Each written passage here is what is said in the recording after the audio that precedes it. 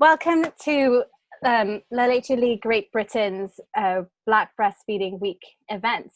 Alicia and I are going to be having a conversation around experiences and also just facts and just stuff that is going on around the issues around Black Breastfeeding Week. It's all about injustice in healthcare that specifically disproportionately affects Black families. And we'd love to hear your experiences as well. So feel free to leave us a comment. We're going to try to interact with the comments, or rather Alicia is going to read the comments and then we'll interact because I'm having a bit of a delay right now. So Black Breastfeeding Week it started in the States 8 years ago, and it's been acknowledged here in the UK for a couple of years. And it's looking at disparities in healthcare that affects breastfeeding for Black families. And although the issues are slightly different in the States, we still have these issues here as well. So it matters here. And as a breastfeeding charity, we're really keen to do something about it, to just keep doing more in this area because there's a lot that needs to be done. So we're just going to introduce ourselves because this isn't a talk. In fact, it is just going to be you're going to have to be gentle with us because we're just having a very off the cuff conversation, and hopefully not just with each other, but also with you if you chime in. So I'll just introduce myself and then you can introduce yourself, Alicia. Yeah. Okay. I'm Adele. I'm a La Leche League leader here in Cornwall. I grew up in Trinidad and Tobago. I'm mixed heritage, and I had all my babies over here in the UK.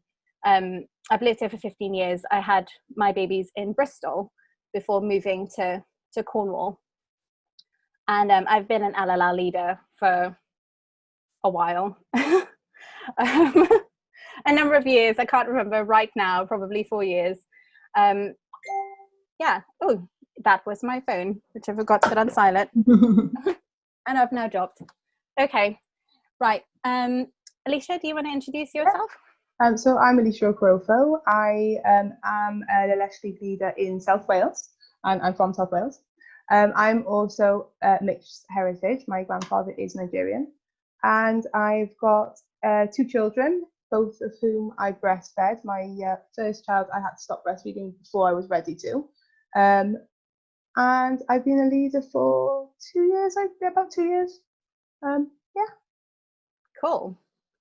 So and also, if anybody watching this is interested in becoming an LLR leader, please do get in touch.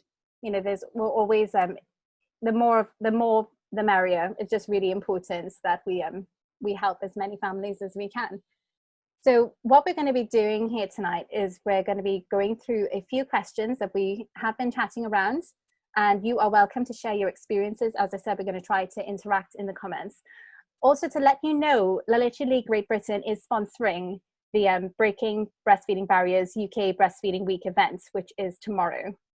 And you can go to Breaking Breastfeeding Barriers website to find out more and to buy a ticket if you'd like to come and to support Black families. It's fundraising to support Black and Asian families actually, and all families that find themselves in the minority ethnic category in this country. I feel like I have to say that because I'm not from a country where, in my country, white people are the ethnic minority. That's an interesting thing. It's all about where you are. Okay, so the questions we are looking at, we thought we'd start with, what are the barriers to breastfeeding before the baby even comes? So I was thinking about this, and I initially, thought, pregnancy, but actually, I think it goes way beyond this. I think it goes down to being a child. As a child, I never saw, my mum's white, so my mum's nipples are pink. I've never seen brown nipples other than my own. I certainly didn't see what brown nipples did when they got pregnant. And I was also very aware of them being different, like white polo shirts in school were see-through. And that was even more see-through when you had darker nipples. So it was already a thing of embarrassment before you even began puberty. So I think this is where it starts, is building a good relationship with your body before your body even develops. Yeah, so you had a bit of a complicated relationship with your body, like based on like where you were growing up as well. Mm-hmm. Yeah. Yeah, you see, it's so interesting that we're having this conversation, because we have such a different background. Because I'm from the Caribbean, and so I did grow up seeing nipples of all colors. Actually, I don't think I ever saw any white nipples before I became a mother myself in this country. But and started supporting people breastfeeding, not just going around and looking. I feel like I should hasten to add. But although breastfeeding was quite normal in the backgrounds that I came from, in the Caribbean, it was also very, very, like, formula feeding was very, very normal, and giving babies things, alternatives to breast milk from very early on was very normal. And I thought nothing of that. And there's a lot of the Caribbean in general is heavily advertised to by formula companies, so that does affect the way that people perceive breastfeeding. So all of that, I think, kind of filters in from quite early on. And I know that a lot of people living in this country still have very strong family ties to the Caribbean. So I imagine that that has an effect as well. Yeah. But during pregnancy, there are barriers as well. I mean, there's barriers to the kind of breastfeeding education you get. There's a total postcode lottery, or whether you're able to afford breastfeeding education a lot of the time. I mean, LLL is trying to make that more available. We've got a free breastfeeding antenatal workshop that people can go to, plug, but at the same time, yeah, it is actually really, really cool, and it's different from a lot of the stuff that's out there. But people might not necessarily go looking for that, because culturally, I'm about to be broken in on by someone. This is very professional. It's very LLL. Yeah, if you come to one of our meetings, you will have toddlers and babies everywhere, and yeah, so we're keeping the brand. Actually, you came in on our meeting to discuss this meeting as well, so you're keeping that going as well. I do think that the pregnancy, the lack of information, and also the information that is out there is very, very, all the pictures are of white nipples and white babies and what to expect. You get a picture of sort of the engorged breasts, and they're very white with the veins through them. And that's, it does serve the majority, but it doesn't help me understand what mine are going to look like when I have a baby. Yeah, and actually, that's an interesting one as well, because like I had I had a lot of concerns about the fact that my breasts did not look like the breasts that I was seeing in the material. I mean, I was quite young when I had my eldest as well, and I tried to raise that. I actually did go to an antenatal course. I went to NCT sort of last minute, and I tried to raise that, but didn't feel comfortable like exactly sort of describing things. And so I didn't get an answer that was particularly helpful. But I think part of the problem is that there aren't enough people sort of working in breastfeeding support, volunteering in breastfeeding support, because all of us are volunteers, and there are issues around that as well. I'm not sure that it should all be left to volunteers, but it's brilliant that so many people do volunteer. But we do need more. We need more people of different backgrounds to volunteer. And a lot of people do sort of feel that maybe they can't necessarily come to, actually this comes into a barrier before the baby even comes, maybe, whether you feel able to go along to groups, because we always say in LLL that one of the best ways of preparing to have your baby is to come to an LLL meeting, or to just find a support meeting of some sort. Darling, buddy, it's really hard to concentrate on what I'm saying. To find a support meeting where you are before your baby comes. But if you go there knowing that you're going to be seen as the odd one out, or you're going to be sort of singled out, then that is a barrier to then going back. Yeah. So it's a definite thing. Does Daddy know you're here? I think he doesn't. I think he may have not forgot that you you have disappeared. Okay.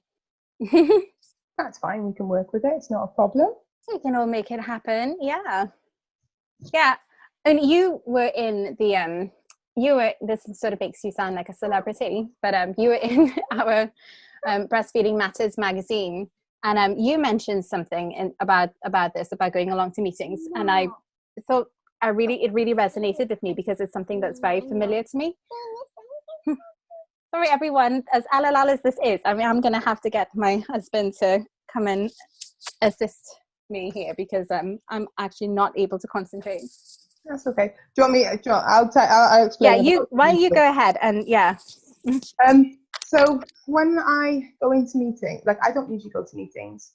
I usually I meet up with my friends a lot and stuff, but I don't usually go to mums groups as such. I don't enjoy them. I don't like going through the door. It's usually quite intimidating to walk through the door and be surrounded by a group of people that don't look like you. But I knew I needed to find breastfeeding support with my second one because I really didn't have the support with my first. So I did look into the groups. I found my local group, and my local leader, Joanna, was amazing. I walked in the group and I was expecting the usual sort of like, so what's your name? Where are you from? Oh, your child's so beautiful. Look at the hair. Isn't their skin lovely? It's such a lovely complexion. Then sit you down next to the person that looks like you. But I didn't. I walked in, she asked about me, she mentioned how alert and lovely my baby was, and then just sat me next to someone with the same age baby. And it was the thing actually that kept me going back, was just how I just walked into a room full of new mums and felt like a new mum rather than the person who was the odd one out, which was quite rare. There was no questions about my surname. Oh, that's unusual. Where's that from? How do you say that? That's such a tongue twister. No, none of that. It was really nice. Yeah, and that is I felt that way when I came to LLL as well. And actually I think in Bristol it just happened to be that the group of mums who were there when I went were also there were a lot of different people from sort of different, not just in different in terms of like of racial identity, but in terms of like, you know, social class and so on as well, and some people staying at home, some people working, all of that stuff. And I thought that was really cool to see. But I've had a lot of those experiences at groups where I've gone and I have been introduced to like the other foreign person, which sort of makes a bit more sense for me because I am not from here, but it really doesn't, because also I don't necessarily have very much in common with somebody from China, for instance. Or even somebody from the French-speaking Caribbean, you know, that is like, you know, you walking into somewhere and being introduced to somebody from France and being told that you have so much in common. Yeah, you know, there is an issue, an issue there, and it does sort of make you feel that, okay, so in this space, I am this is the way that I'm seen. This is all that I am to the people who are talking to me. Sorry, I'm trying to get our conversation that we've planned and also your lovely video, the lovely video of you and mine. There we go. Okay, so I can see both things. Has anybody left any comments yet, just to make sure that yeah, lots of hellos and lots cool. of ones. Super sweet having your little girl, continuingly seamless. I can't say it. Continuing seamless so seamlessly. Well, it didn't feel seamless. It felt very disconcerting, but thank you. So we've had lots of hellos, which has been lovely. Hello. Oh, cool. Hello, everyone. So yeah. Yeah. But yeah, I think that's one thing that surprised me. I wasn't expecting to feel just like a mum who'd had a newborn baby, and I felt like, you know, you've had a baby. It's not the most fun experience walking into a room of people with a newborn baby when you're not feeling amazing anyway. Yeah. So yeah, it was. I'm very. Yeah, it was lovely. It was nice, and it kept me going back. I kept going back because it was nice, and I did just feel like a mum. Yeah. Yeah. And also, my baby didn't have a name, so Maya didn't get a name for 4 weeks. My partner is from India, and in their culture, you've got to do a ceremony. So every single week, it was like, hi, I'm so and so, and this is my baby so and so. And I'm like, hi, Alicia. This is the unnamed baby, and that's quite unusual for me because I'm Welsh. We name our babies before they're born. Yeah. So, but also again, that wasn't a big deal. It was very much, oh, okay, we're quite excited to hear what comes up. And have you got any names you'd like to name them? Yeah. Whereas a lot of other people were like, oh, that's just really strange. Oh, I couldn't not name my baby. And it was nice. Yeah, you had a sort of a compromise there between you you being inclined to name before and him having a culture that waited. Well, I think it was more important for them than it was for me. Okay, yeah. Oh, that's often the way, isn't it, with any parenting decisions, and I think a lot of people can identify with that, culture aside. But another question we were talking about is, what's the connection between care during labour and birth and getting breastfeeding started? And what I feel this question is really important. Like, what's the connection between care and during labour and birth? Because we know that Black women are 5 times more likely to die in labour and birth. Some people may not know this, listening to this, actually. Every time I mention this to somebody, they're often quite surprised. I was really surprised when I came across this. Mixed race women are 3 times more likely to die. Black infants are have the highest mortality rate in the UK, and breastfeeding is a really important part of mitigating that. But the care during labour and birth is an important part of why women are dying, and it's not just a case of as some people who have talked about this have said, well, maybe there are underlying conditions and that's why, but actually it's because of how women are treated during labour. It has to do with unconscious bias. And the connection there, I would say, I don't want to answer this whole question now, and we're going to talk around it, but the connection, we at LLL, we often talk about how an active labour and birth is a really, really good start to getting a straightforward start to breastfeeding. So that doesn't mean that if you have a birth that has lots of interventions and doesn't go the way you wanted and it's really difficult, it means that you then can't breastfeed. That doesn't mean that at all. You can always pick things up, but it is a way of getting a straightforward start to breastfeeding. It's a good thing to aim for, and that's not happening for a lot of women, especially a lot of Black and brown women. It's not happening. I think a lot of people don't quite realise the link between an uncomplicated birth and then your body going into breastfeeding mode. And also not just that, having the energy to breastfeed. So if you're more likely to have interventions, you're more likely to have breastfeeding problems. And then, we are more likely to have interventions. The statistics speak for themselves. Yeah. So yeah, that having an uncomplicated birth is just the ideal start for breastfeeding. Yeah. So maybe talk a little bit about some of the reasons why there are more interventions. Well, I think I've been doing a lot of thinking about this, because since the statistics have been really in your face, you can't not think about it when it's you and it's your daughters. So I'm so aware that my daughter has got statistically more chance of dying in childbirth than her cousin. That's just infuriating. But there was a study done recently about doctors believing that Black people had higher pain thresholds. Come on, but there's no Black person in the world who believes that. But that is a deeply held belief that actually goes back to it goes back to the reasoning around slavery. Yep. I mean, because when Europeans went to the Americas first, they enslaved the indigenous population, and then when the population was basically wiped out to levels where they could not serve on plantation level, that was part of the reasoning. There was a lot of writing about how, well, the African race are strong and they don't succumb as much to illness, etc., etc., etc., and therefore they would be good for enslavement. So we and it's interesting because we talk about how that's in the past when it's still very clearly in the present in terms of the way that people perceive people and the kind of the bias they the biases they bring to situations.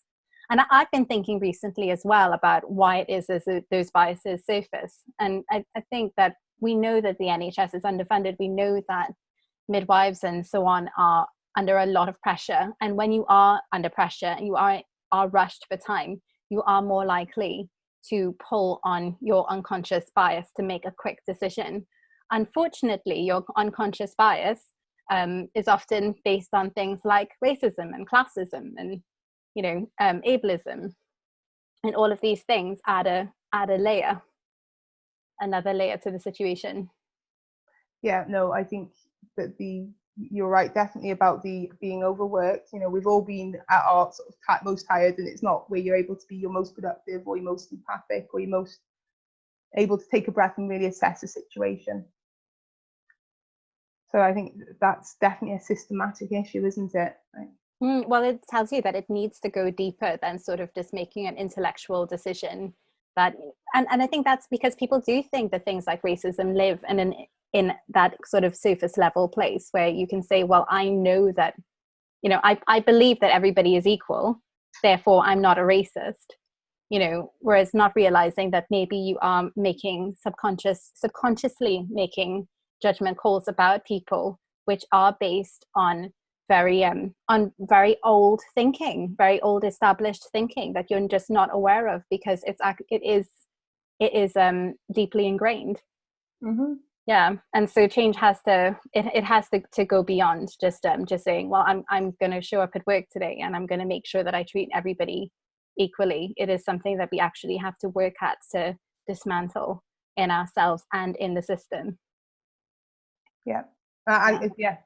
We've had a few comments. I've got one that I'm going to save for later for one thing, but so I'm not gonna. Yeah, we've got Rachel said that she's heard that said on postnatal wards, and then Maria is shocked about the misconception of the pain threshold.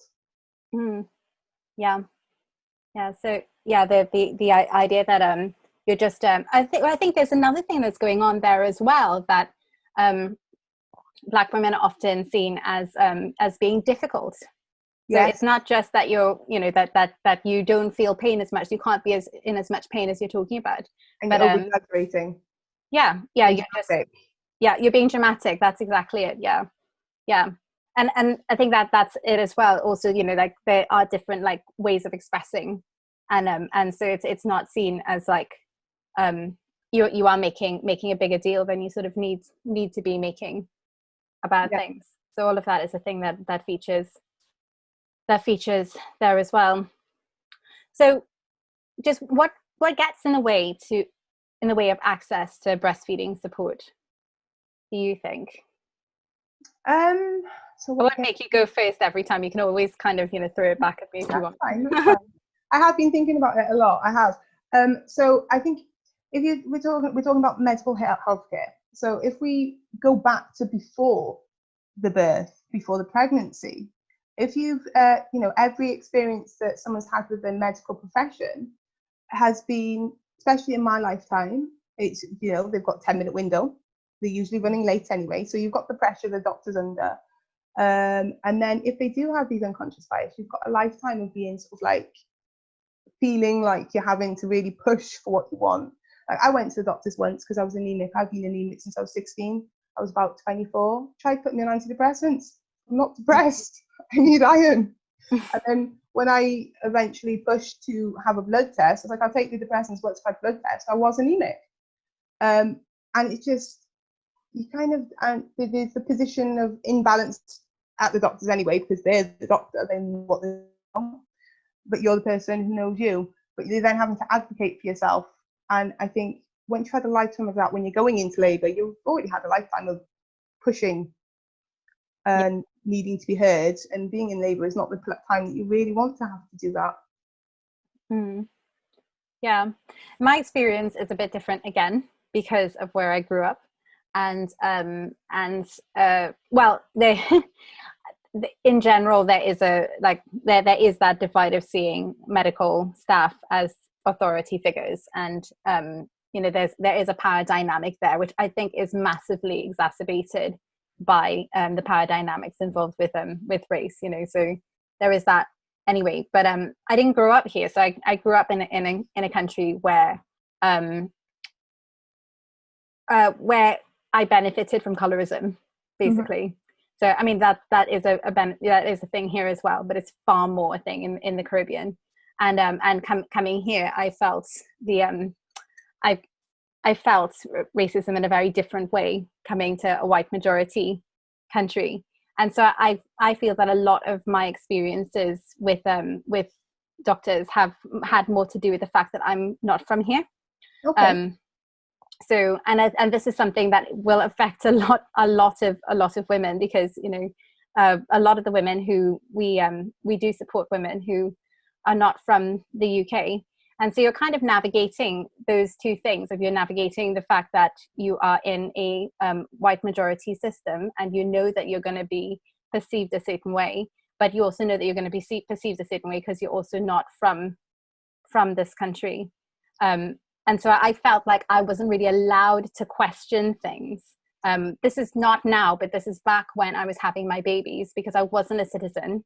I wasn't even a permanent resident yet.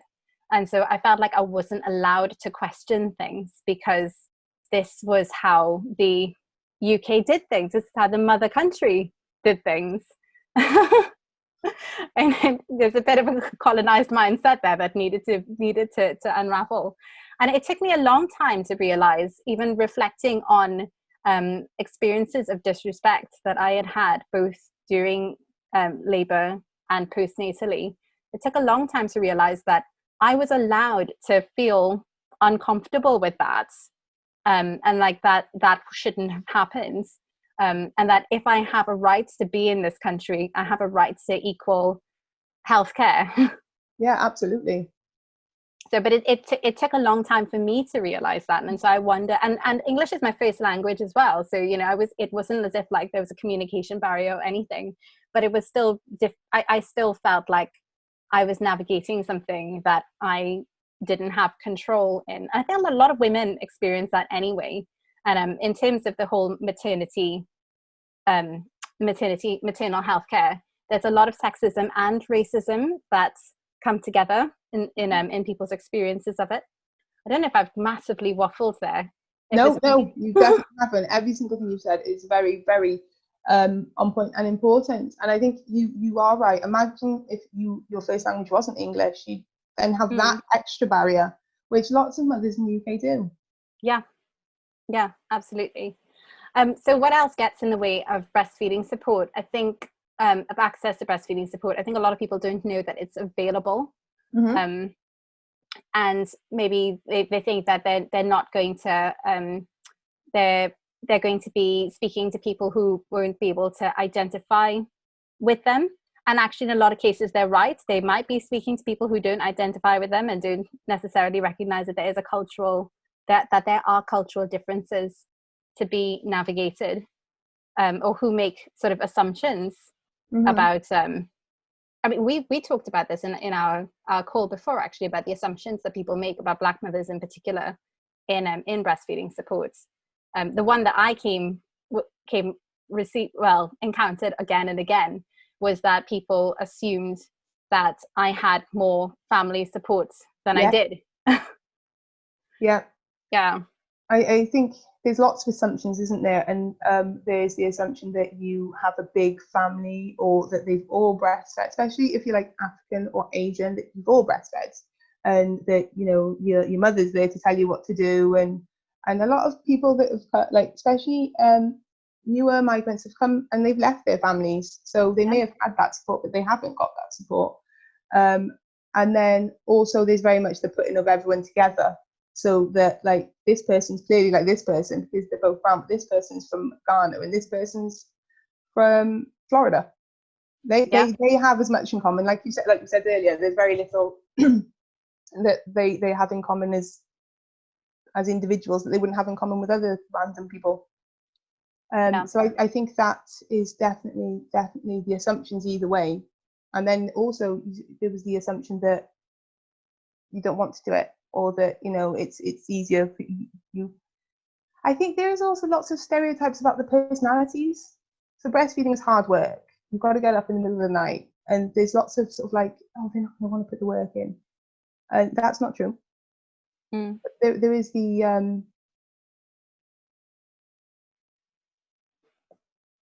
oh, it's sort of frozen for me. Oh, hello. Yeah, sorry, there was a little bit of freezing there. It's probably my Cornish internet or your South Wales internet. could be mine.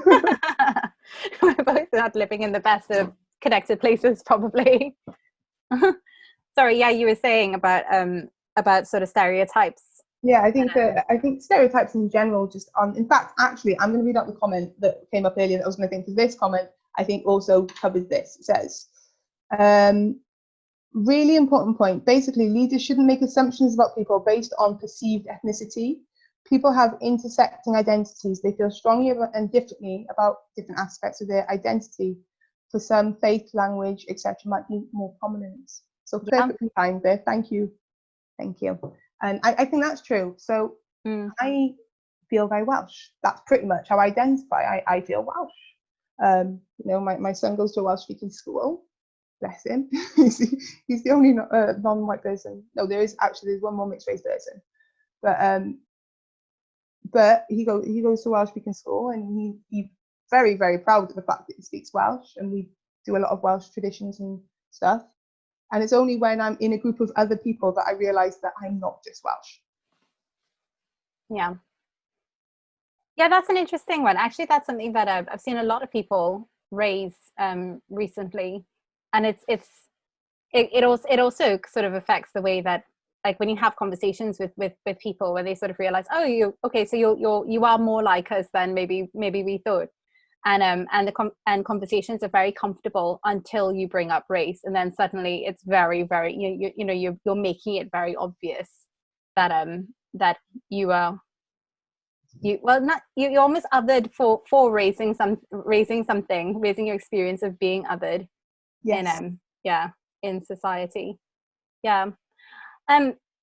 Another thing that comes up with access to breastfeeding support in terms of stereotypes is that it's often assumed that that Black women are that it comes more naturally, and that, because like, and actually this comes from seeing a lot of the imagery of Black women breastfeeding, and you have this, like, this kind of like really earthy kind of almost primal thing with a lot of the images that people put out on social media, in fact, around black women, and that's problematic for everybody, is because it means that you're less likely to get the support. Also, it means that for anybody to be told that breastfeeding is natural without also being told that you might need some help with it, it makes you vulnerable to feeling that if something isn't coming together, there's something wrong with me. It doesn't help anyone, does it? Breastfeeding is natural, but it is not always it's very rarely easy. It's hard work, it's tiring. Even if you have the most perfect breastfeeding relationship, you're still feeding a person at 2:00 in the morning. Yeah, even if it's straightforward, you may still have engorgement, you still have to get used to it. You're still two bodies learning how to do this thing together. Yeah. Have there been other comments? Because I just noticed you sort of. Yeah. Sorry, I didn't. Okay, so Anna has said, through the environment of breastfeeding support, there's really small writing on our picture. So though the environment of breastfeeding support was very welcoming, I noticed immediately that I was ethnically and culturally different from me. I felt afraid to even mention that I started out with formula top-ups. I took time to build the trust and think that breastfeeding support organisations need to initiate building the trust with women.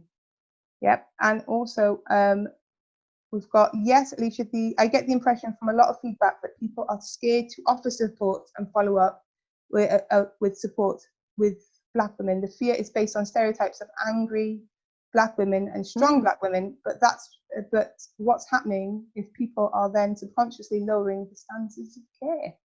Yeah, absolutely. I think both of those points are so valid and true. I think another thing is, and this goes back to like what I was saying about like people assuming that I had family support, and often assuming that people have family support, is that that's kind of there are two things there, because we keep hearing that the reason why we don't have Black women and women of color coming along to our groups, or just breastfeeding groups in general, is because they get that support in their communities. And that may be so, but again, we're making an assumption if we assume that that's the case for everybody. And also, because people do get a lot of support from their families, from grandmothers, from aunts, from, so on, it means that you might be also getting a lot of things from the culture that are not necessarily helpful to breastfeeding, because they're not evidence-based. And this is the case for everybody, regardless of what your ethnicity is. But there are certain things in Black culture that do filter through, which are quite common. So, like in this country, Black women are more likely to breastfeed, to initiate breastfeeding. But we don't know the exact figures on this, but we know that that isn't necessarily exclusive breastfeeding, and that in some situations water is being offered, and certainly amongst Caribbean mothers, this is the case. This would have been the case for my family as well. Like cereal is offered from sort of 2 or 3 months. That was the case for me personally, and that is still a norm, or introducing formula early, because you're going to have to go back to work. That's the case there, because there isn't there's very, very short maternity leave. So we do benefit here from having a longer maternity leave, but all of that stuff is in the culture, and because people do have connections to back home, that is coming into the culture here as well. So yeah, no, I think you are right. It's very easy to think that your mother or your grandmother knows what they're talking about, because they usually do. Mum's always right. But then if it's with something like this, and also the thing with breastfeeding is, even if you've done it and done it successfully, like I've got 5 years between my two, and I forgot everything.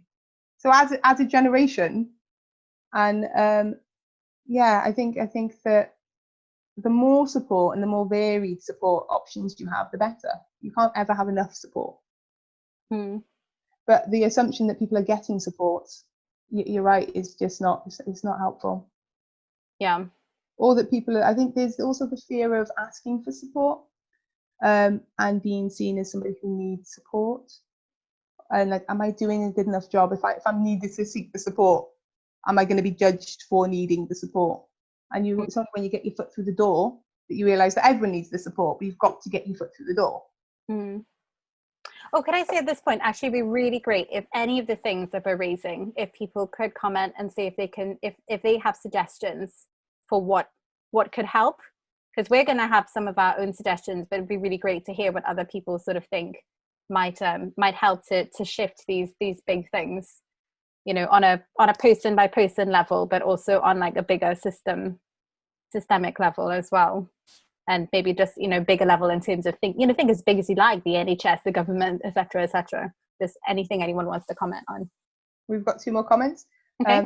Anna, like you, Adele, I was far from family when I had my baby. Although my family would have been great with practical and emotional support, they would not have helped with breastfeeding. I'm a Black American, and in the US, Black women are the least likely to breastfeed. So if someone made the assumption that I came from a breastfeeding culture based on skin color, they would have missed the mark. So that's just everyone, people just putting everyone in the same basket. It's a bit like, this is how I feel about the term person of color. It basically means you're not white. That's all it means. It doesn't mean that you have anything in common with another person of color. But that's my personal. No, but that's what I was saying about how, like, I'd go to, I had this more than once, where I go to a group and then get put with somebody who's from the Far East, from East Asia, and I am actually part Chinese, but I can't say that would be enough of a link, really, for us to necessarily have much in common. Although all humans have stuff in common, but you know what I mean? Yeah, no, I know exactly what you mean.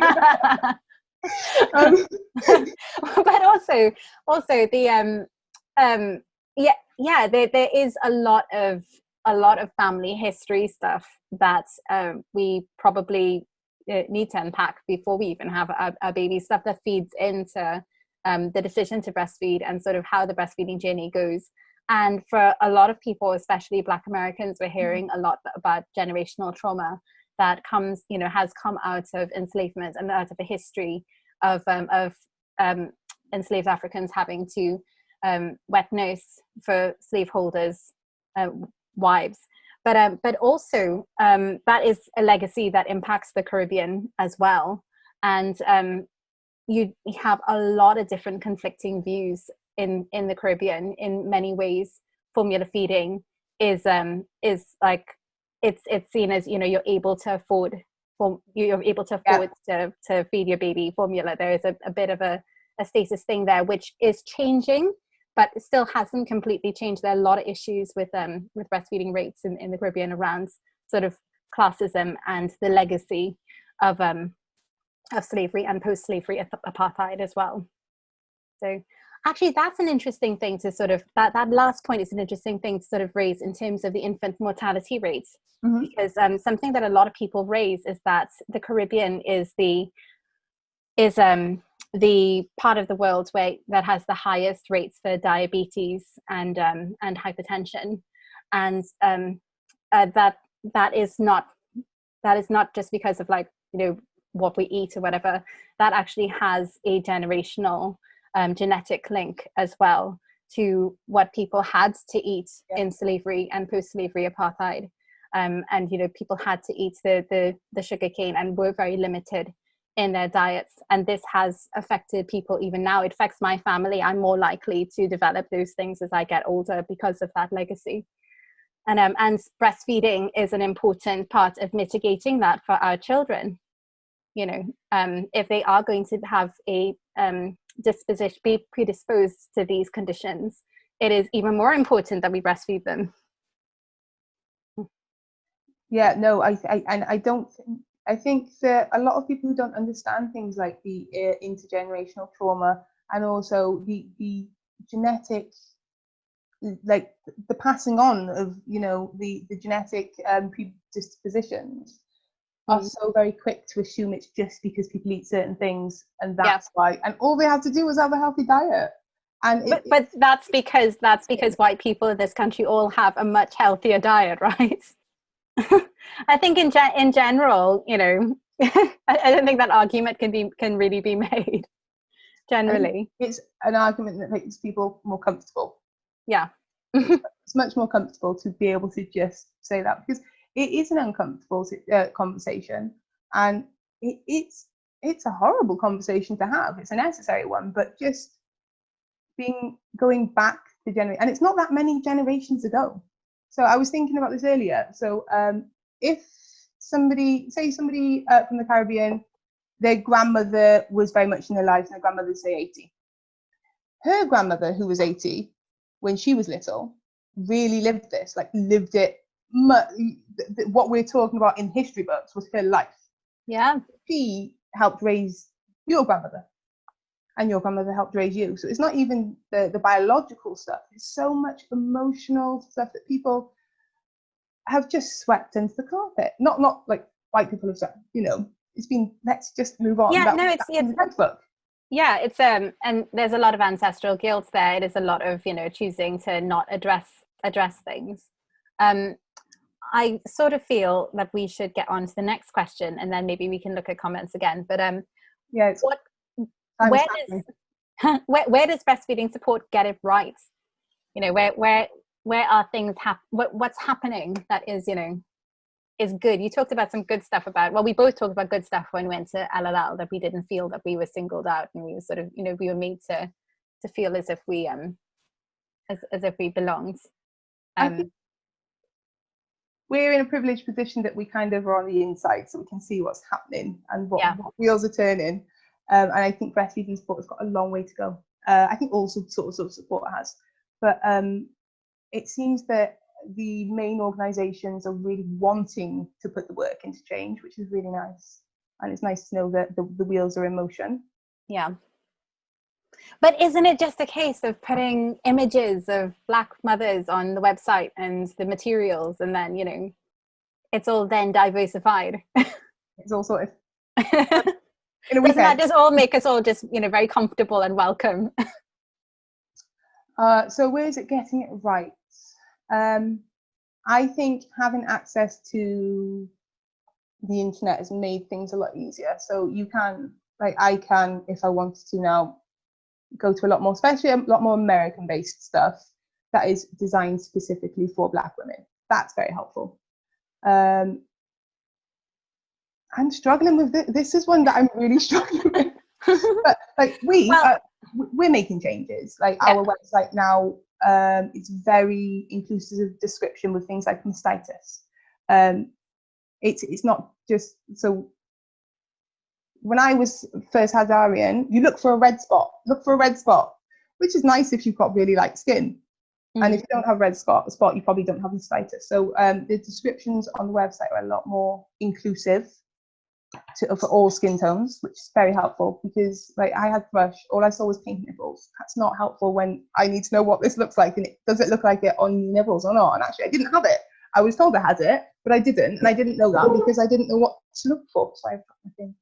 What about? But we've had some suggestions. What about you? What do you think is going well?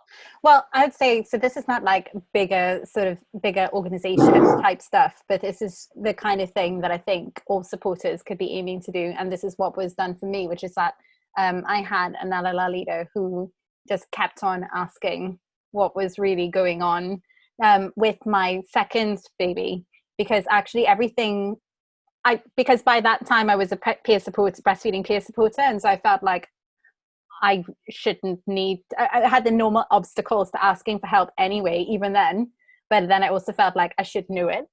And she just kept asking, so how's it all going? How is it really going? And then kind of, you know, doing the whole active listening thing that LLR leaders are so good at doing. And kind of teasing out of me that actually it wasn't, actually no, it's my third baby, that it actually wasn't going completely well, and there was some stuff that needed addressing. So I'd say that where breastfeeding support could get it right is to not badger people, but to give people a lot of space to be able to say that actually I need help, or maybe not to say I need help, but I've kind of noticed this thing that I'm not entirely sure about. That's probably the level where I felt comfortable.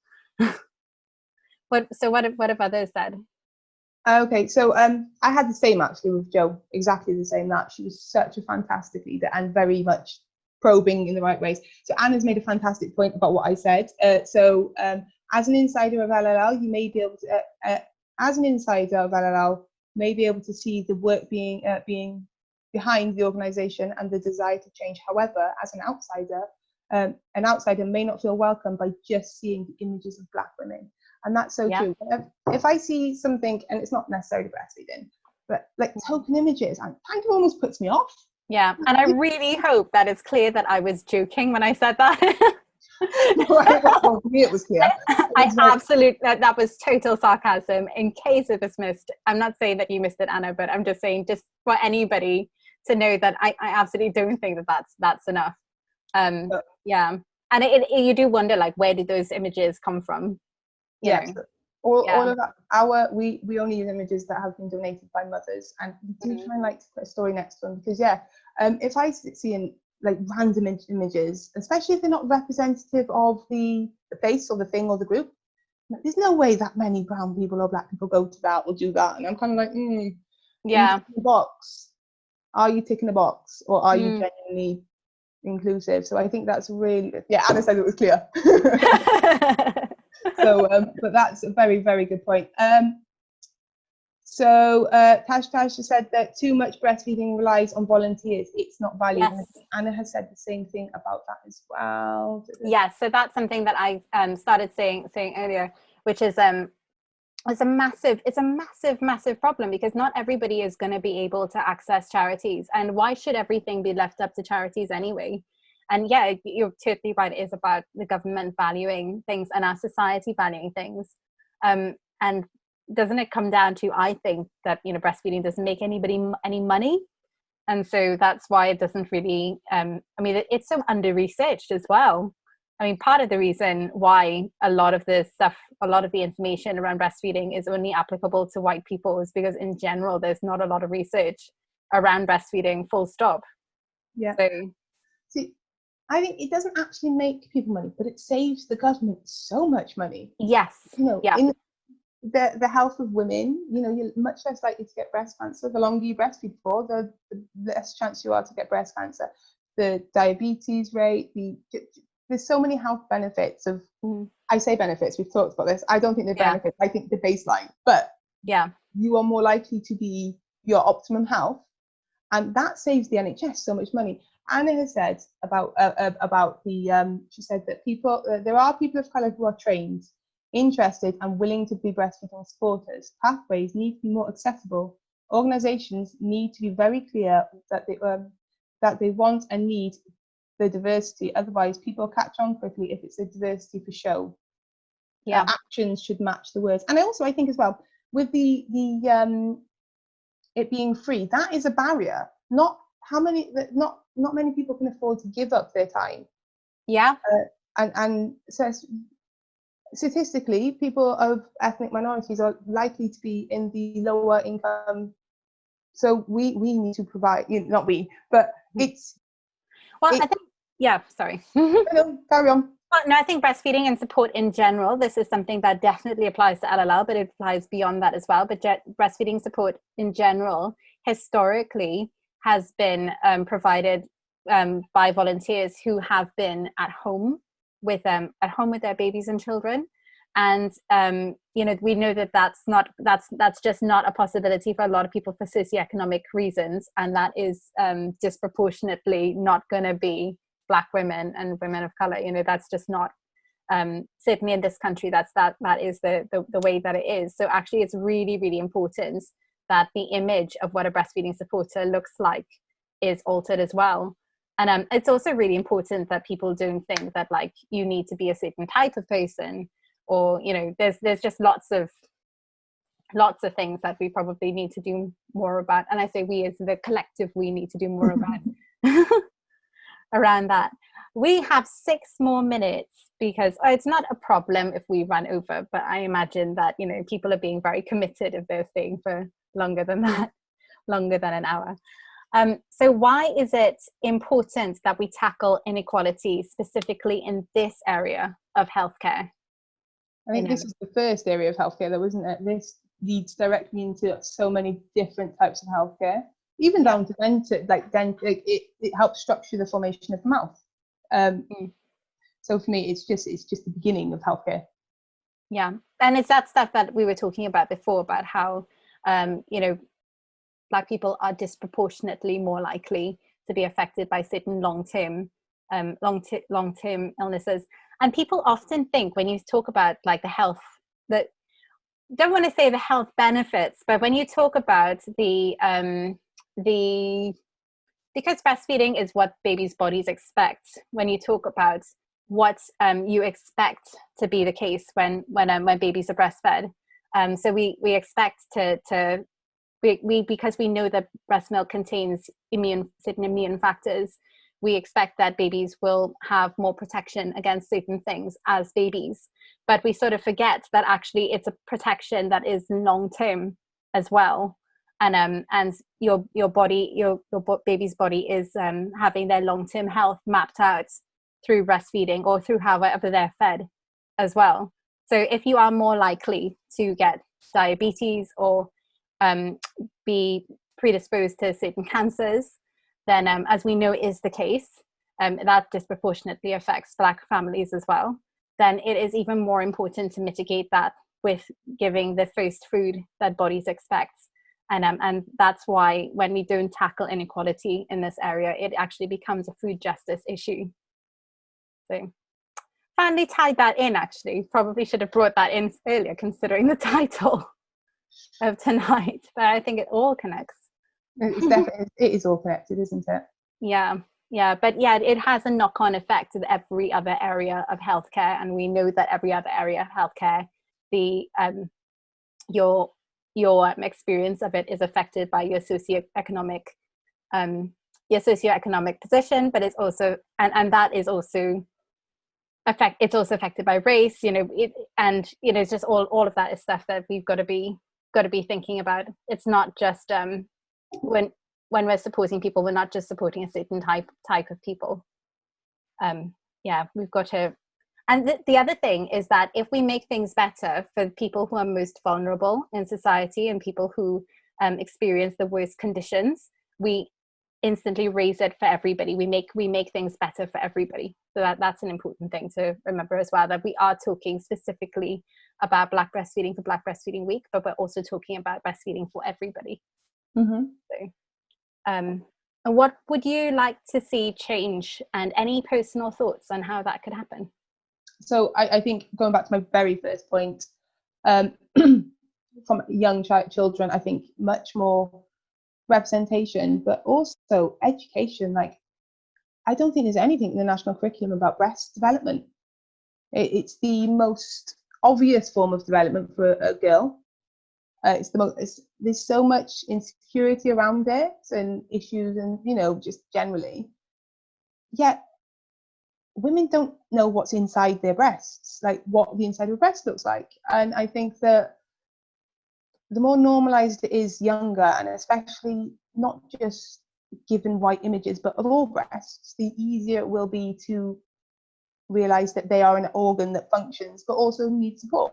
So I think for me, that's an important one, is from a very young age, education, but also, confidence and, seeing yourself in someone else. Yeah. Mm-hmm.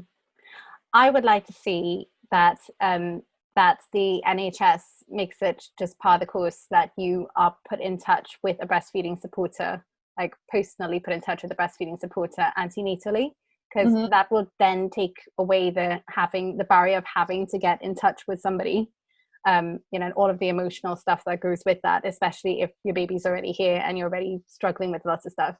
But it also would really normalize, I think, asking for help, because it just if it's just part of your antenatal care, then hopefully you then just see it as, well, this is just another part of this is just another part of my care. It's no different from the midwife coming to me afterwards, or the health visitor coming to me, being in touch with this breastfeeding supporter. And that did actually happen for me, because I just happened to be in an area where they were trialing that through Barnardo's, and so if that could actually, and I don't know if that's still the case, because I know a lot of cuts have happened, but if that could be the case for everybody, where it's not a postcode lottery, it doesn't matter what your background is, doesn't matter whether you're a citizen or whatever, if everybody had access to one-to-one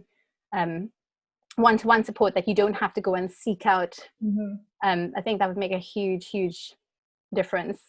And personal thoughts on how that can happen is probably beyond the scope of what we're talking about here, but I think eventually we need to campaign for that, but that's not LLL is here to support them. Not saying that that's what LLL is going to do. That's a very personal thought.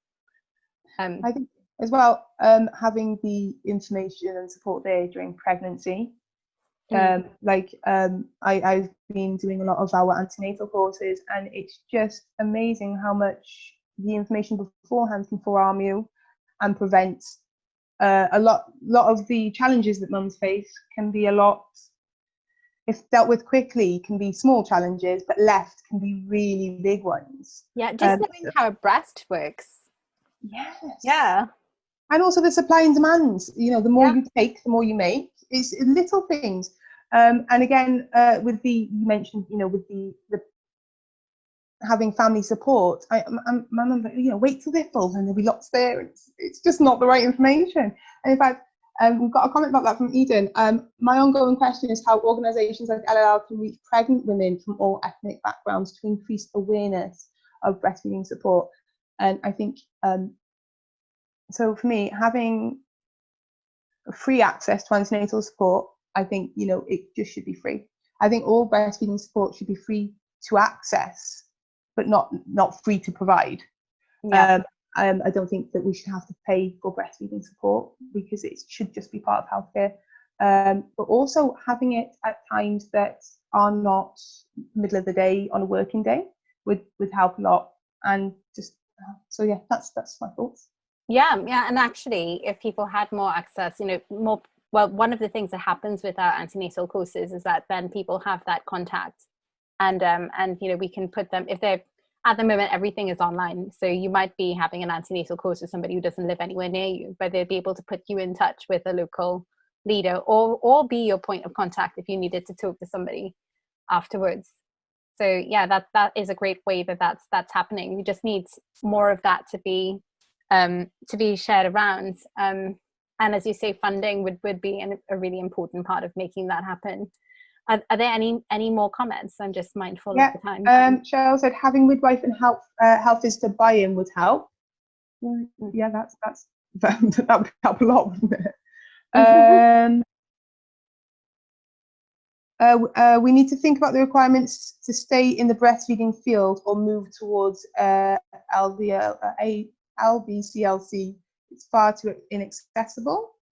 Yeah, I mean, it's got to a stage now, because it's become more difficult just in the last few years. It's got to a stage now where it's very, very difficult to become an IBCLC, and so yeah, I mean, we was thinking about that the other day, about how we need to work out ways to fund people to do it, but also maybe, I don't know, maybe there needs to be more of a conversation about how it can become more accessible, just in terms of the kind of study that you have to do for it. But yeah, all of that is really important stuff to talk about, and it's great that was raised. Yeah. There was one I saw earlier. Where is it gone? Oh, also IBC. How about the NHS doing? Sorry, just to say, because I realized that, you know, we kind of bandy these things around when we've been in the breastfeeding support world, but I just thought I should say IBCLC, if anyone watching this who doesn't know what we're talking about there, means International Board Certified Lactation Consultants. So you have a number of people working in breastfeeding support. You have your midwives and health visitors who will be able to offer some support. And that you know, that varies. You can ask people what kind of training they've done if you want reassurance. Then you have the breastfeeding peer supporters, and then you have breastfeeding counsellors, LLR leaders, or breastfeeding counsellors, and you have IBCLCs who've gone through quite a rigorous training and sat an exam, and have to sit an exam every year, and you can engage them privately. So that's who those people are. Those wonderful people I've been helped by an IBCLC in the past. Okay, so we've had NHS doing anti-racism courses. Yeah. I think every public-facing person should do some form of anti-racism course. Yeah, and that's something we're talking about in LLL as well. Sorry, no, just saying that's something we're talking about in LLL as well. I did the classic thing of you must never talk over the other person in Zoom, because nobody can then hear anything. Sorry about that. It's all a learning curve, Zoom, isn't it? I'm really grateful for Zoom. I think Zoom is such a fantastic tool that we in our group, we're definitely still going to be using it afterwards, because it makes access easier for lots of people who can't just drop everything and come to a group. Yeah, and may not have transport as well. Yes, and taking children out. It's nice for them to still be in their own environment. There was one. Sorry, I'm having to scroll back through all the other comments. Someone mentioned the curriculum. Let me find it. There we go. Dash. We should promote and educate breastfeeding in the curriculum. It should really be compulsory.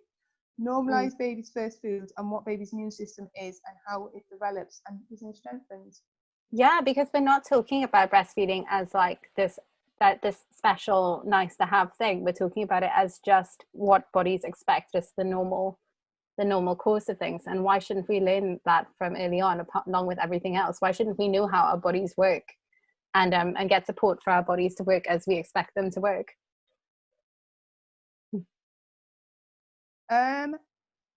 Ruth, one-to-one doula recommends, someone's put in, like someone, Tash has said about Ruth.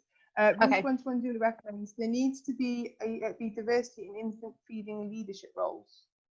Yeah, so that will go with what we were saying about like access to IBCLCs, and also making sure that organizations like LLL are attracting people from lots of different backgrounds, and that when people think to ask somebody if they want to do training, that they make sure that they don't just ask somebody who looks like them or who reminds them of themselves, or somebody who is, they assume they can only ask somebody who has the time because they're staying at home. Whereas somebody who's working may well want to do it, and you need to make the role accessible to them as well, because we help, the majority of mothers we help are working. I think that's somewhere that we could really like support could be more for working mums. There's lots of support for newborn mums, not enough support, but there's lots of, the support is concentrated for newborn and newborn challenges. But if women are returning to work at 6 months or at 9 months or at 12 months, supporting them to continue breastfeeding will continue the breastfeeding relationship. Whereas a lot of women think that you go back to work, you stop feeding because it's one or the other. It's actually really great. There's like a big spectrum from like breastfeeding and formula feeding. There's so much in between. And it's a both and situation, isn't it? Because if you don't get breastfeeding going, then you're not going to be making those decisions at 6 months. So it is really important to support in the early days, but it is needed later on. And particularly with what we've been talking about in terms of Black families, that people are reportedly breastfeeding, but they may also be giving other things. That it is important that there isn't a cutoff at like 6 weeks or 12 weeks or whenever, that it needs to be a case of people continuing to be able to get the information that they need about the things they're worried about. Like, is it that baby is really hungry? That's what my mother is saying. Or, why won't the baby ever let me put them down? And is it that their stomach is hurting and therefore they need to be given water? And I think also normalizing the breastfeeding until 2 and beyond. The World Health Organization recommend breastfeeding until 2 and beyond for all humans, not just people who are living in places where there's not clean water, but for all humans. And I think that if you have that goal in mind, then you're starting your plan anyway. If you're going to breastfeed past going back to work, then it helps normalize the fact that you need to think about how you're going to do it. Tash has just said about her comments about infant feeding. She said, but also in hospitals.